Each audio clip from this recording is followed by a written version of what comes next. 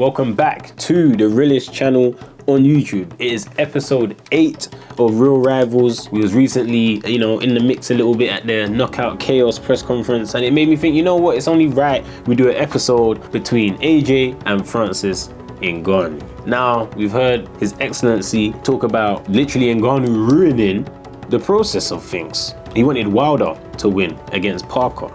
He literally said this bait at the press conference, so it's not like I'm leaking any tea. He made it clear Ngannou is a problem and he wants him gone.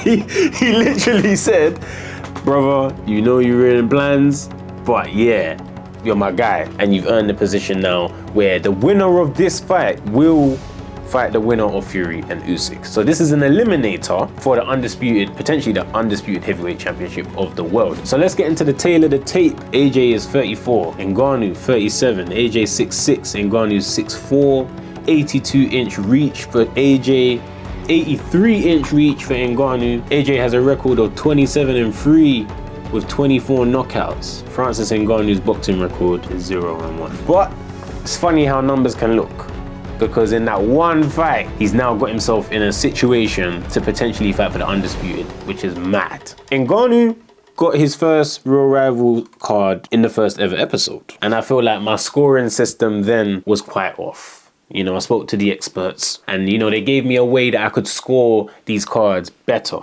instead of getting carried away with the excitement of him doing better than I expected.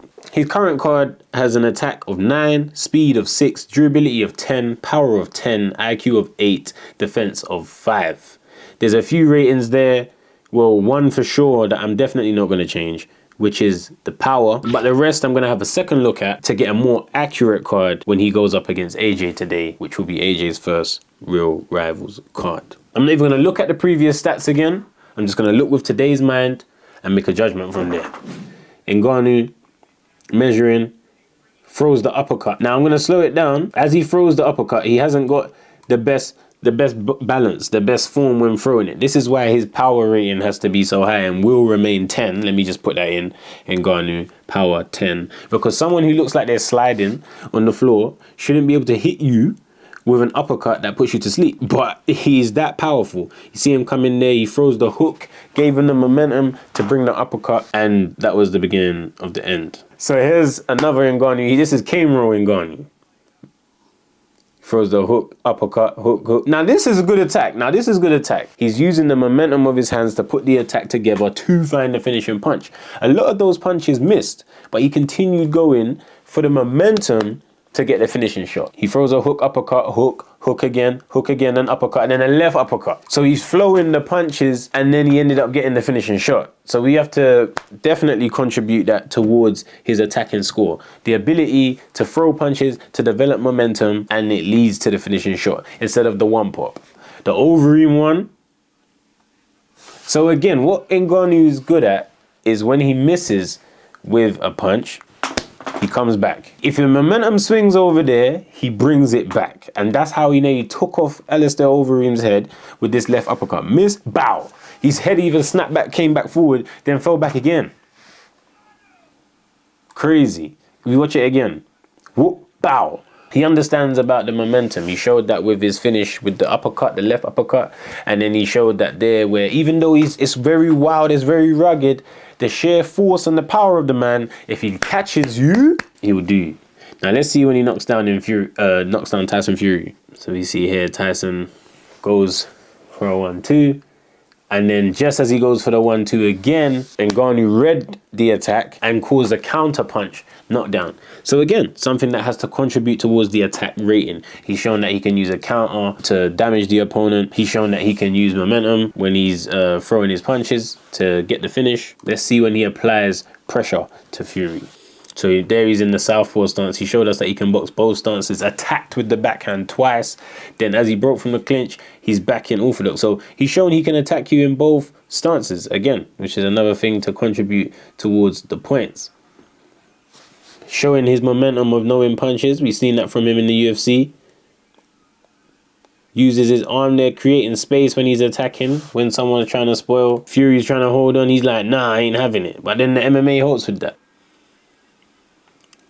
Uppercut again, we've seen him using the UFC, used his jab to attack. This is very good. This is why Ngannou is in the position. Follows up with the attack. Yeah, man. Cool. That's good. From the things that he's shown he can do, I give Francis Ngannou an updated rating for attack of 7. On the first episode, I gave him a 9. So you can see I've got more strict with the ratings. I was excited, but then I realized we're moving wild. One thing I want to say as well, just to drop this in the middle of the video, when you hear the overalls at the end, we work out the score by adding up all of the numbers, dividing it by the amount, the overall comes up. Now, if you change one number out of the 6, 2 numbers out of the 6, just knock it up 1, or knock 1 up 2, check how much the overall changes. So sometimes it comes out wild, but it's math. I didn't make math. Now, let's get into Ngannou's speed. So his previous rating, I gave him a 6 for speed. I'll stay with that. I'll stay with the 6. Now, the durability, I gave him a 10. In that boxing match against Tyson Fury, he didn't show mad fatigue. He done the 10 rounds at a very good pace. That definitely made me shoot his durability up high. We've seen him take solid punches as well from Tyson Fury. But I have seen Francis Ngannou gas out in the UFC. Now, it's a different sport, I understand that, but I don't know, there's not much boxing to go off, so we have to include that. And durability can be shown in many ways. I gotta be fair, man. I think I'm gonna give him I'm gonna make it a 9. Defense, so there, you know, that is defensive. He's putting himself in a position where he's safe, but he can land. You know, his guard is in the right place. He doesn't have like an untraditional guard. Stands in a traditional guard. I'm going to go back to the applying pressure to Fury clip. We see there as Fury tried to attack, he used his hand defenses. So you see an attack in there. But then he does sit back to evade the counter. Like, this was a very good performance, man. Like, if this is something that he can build off, then it's mad. It's mad. It was a very good performance because he does a lot of things here. He fights really well here. Even getting back to the middle of the ring. But there's not a variety of guards. I'm not saying that he should have it. I'm just saying, when we're looking at how we're going to judge the defensive score, there's not a variety of guards, but he has a solid guard. I previously gave Francis Ngannou the score of 5 for defense, and I think I'll stick with that because, again, he's only had 1 fight. IQ, he showed a lot of IQ in his fight against Tyson Fury. He knew where to be in the ring, he knew how to break out of the clinches, defending himself, catching, countering. It was great stuff. And I previously gave him the IQ rating of 8. I'm thinking, people. I'm actually thinking. I'm gonna give him a 7. I gave him an 8, but I'm gonna give him a 7. The reason why I'm dropping the mark, he's fought against one style. Now, styles make fights. We've heard this how many times? We'll see how his IQ is with a different type of fighter, but we haven't seen that yet. So for that reason, I'll take a mark away. But because he done so well, I can't drop it lower than that. I feel like I'm doing him dirty. But I'm gonna roll with the 7. Now, moving on to AJ's card. So we're gonna start off with attack, like we always do. AJ KOs Hellenius. You see him, he's using the jab, gets him back to the ropes, goes down, throws high. Deceptive. You know, it looked like you're gonna do something, then you do something else, sends him down and out. So that is setting up an attack. Moved him back to the ropes as well. He only had one way to go, which was into the right hand. AJ stops Vladimir Klitschko. This is still, to this day, as well, though he used to say when he cared. Yeah, is my best, like AJ's best performance for me. Maybe because I was there. Maybe because I was in the arena. Maybe I saw how everyone got upset and then got happy. Maybe it was the experience. I think it was a Father's Day thing as well. Me and my dad went. Maybe it's just the experience. But still, the performance when I watch it at home, I think, yeah, man. Wow. Now, AJ there, similar to Ngannou, wherever the momentum is, they will throw. They miss and they come back with punches, and they have so much power that the momentum, as you can see, he's doing it here. It made Klitschko crumble to the ground. The sheer force of him throwing both hands and attacking, which is not something all fighters do. This is why you have to credit it, because the two-handed attacks, and they don't mind if they miss. They will continue. They know they're going to land the stones. So we see it here. AJ throws a right hand on Klitschko, gets him round, lets both hands go again.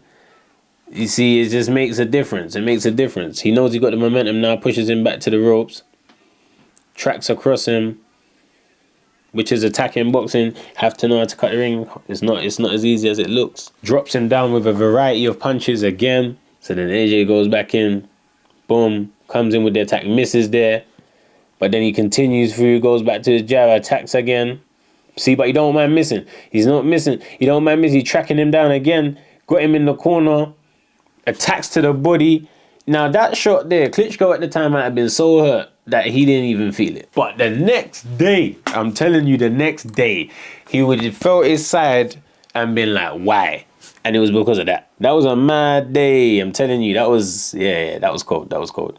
Now let's see his performance against Otto Wallin. I think this is my second favorite AJ performance, to be fair. Tracking him, quick counters coming in as well. So he's showing you he can counter punch. He's showing you he can counter punch.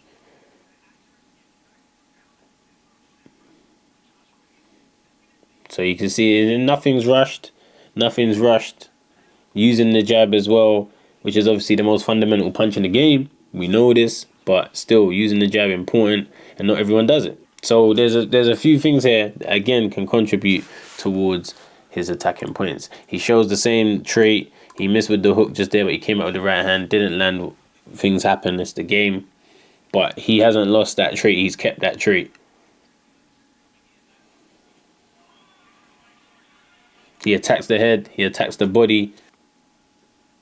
So there, again, showing that trait. Goes to the body, which we see him do against Klitschko as well. Variety of punches. But Wallin at this point, he said, I'm cool. He said, I'm cool. But there, let me see that again. No, and he blocked it. So he's aware, whilst he's attacking, he's aware of the punches coming back at him as well, which is, again, and then comes back with the counters, continues the pressure, attacks the body again. I've seen enough. There's a lot of things there. I'm going to give AJ the attack rating of 8. Moving on to speed. Now, AJ's speed is what you need it to be. Again, when I say that, I think I've said that on so many episodes of Lyrams. I think I said, the speed is what it needs to be. Whenever I've said that, I think I give the rating of 7 because they're not ultra fast, they're not slow. Taking into account AJ's size as well, I'll give him a 7. I'll give him a 7. Durability. There's 2 ways of looking at things. This is the truth. 2 ways of looking at things. Durability wise, people say when AJ gets hit on the chin, he gets rocked. This is true. When he lost to Andy Ruiz, he finished on his feet. Usyk rocked him, finished on his feet. In the Usyk case, we went the distance. But I mean, when I say finish on his feet, he got up. He wasn't out. The referee decided. So a man's durability can also be tested from that side as much as the fact that he got rocked. That's the point I'm trying to make. Beef me if you will. I am getting used to it. And he caught AJ, boom.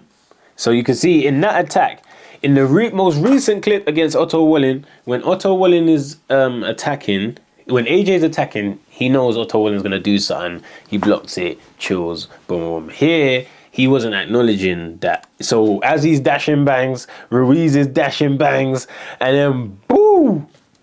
And that was it, boy.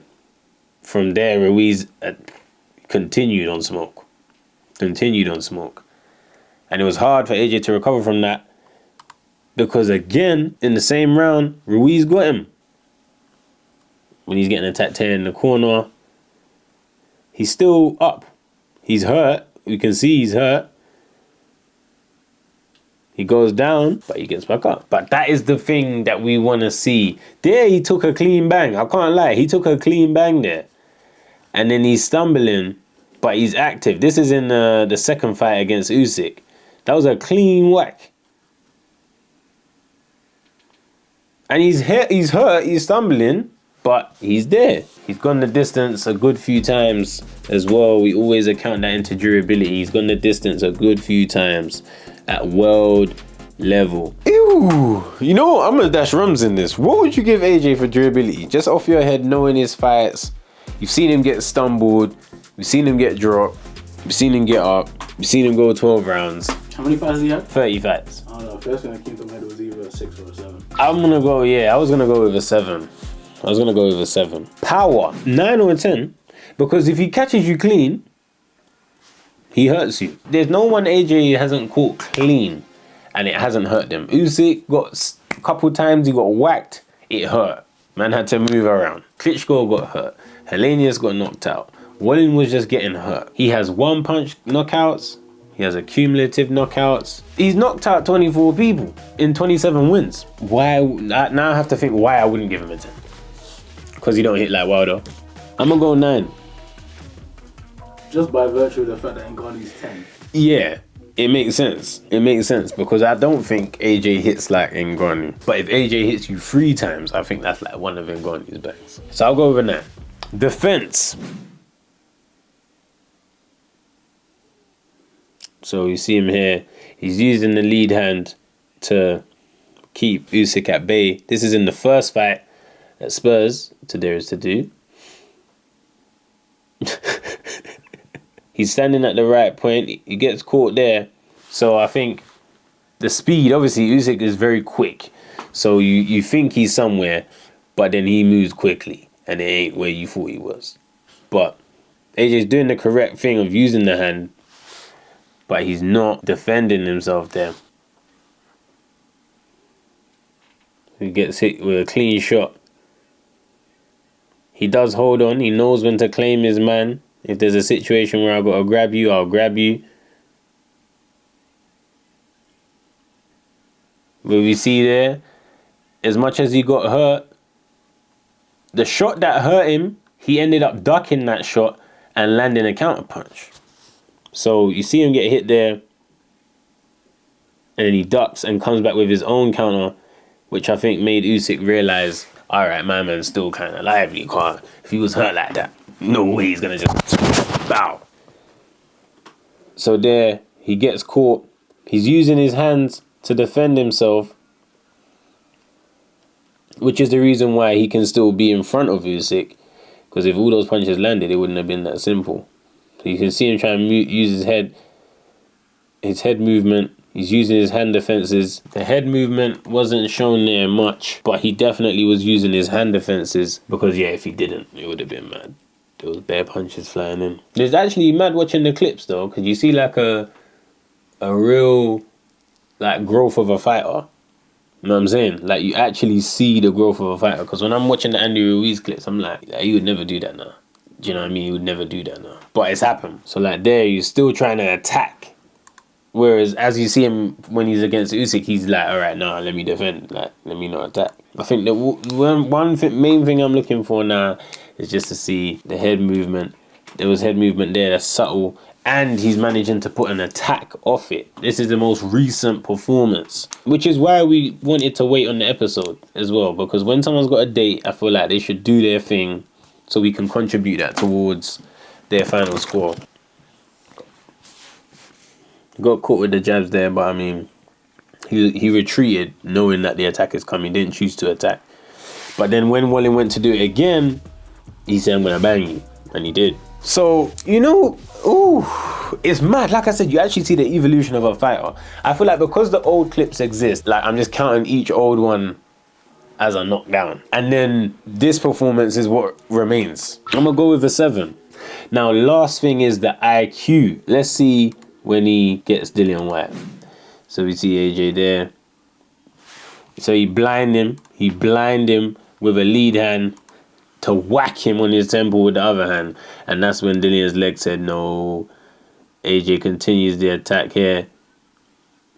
Make sure you don't let him hold him because he's got him cooked now. Still 2 hands though on the attack. Still 2 hands on the attacks. Hit him there. Where you going? So this is a good attacking IQ. That's when everyone was hyping. Well, I think that was for the British and Commonwealth titles. Speaking of British and speaking of the British and Commonwealth titles, they'd be great to have. And we know you have them. We know he hasn't. And I think he's currently asking the people, as this is being recorded, who he should fight next. Last time I checked the poll, 90% said me. I only can vote for myself once, which I did. And he said it's cheating. There's over 2,000 votes now. This is not down to me. Whew. This is a difficult one. Because the recent performance, yeah, I'm going to set it there. Bow. I'm just going to set it with its own score. Bam. But not at the max. But just a nice chunk.